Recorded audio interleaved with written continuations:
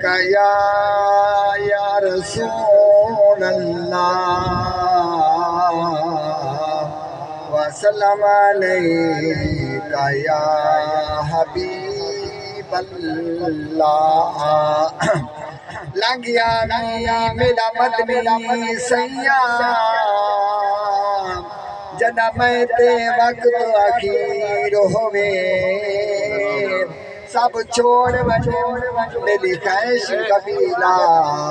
रोदमा प्यू भैर होवे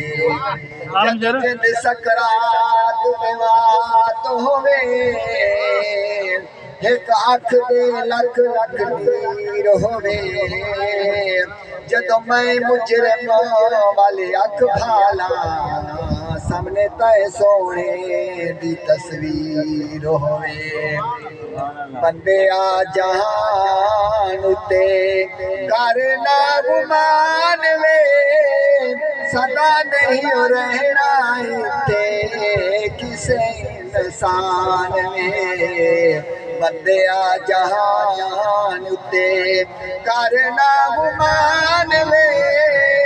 सदा नहीं रहना इते किसे इंसान में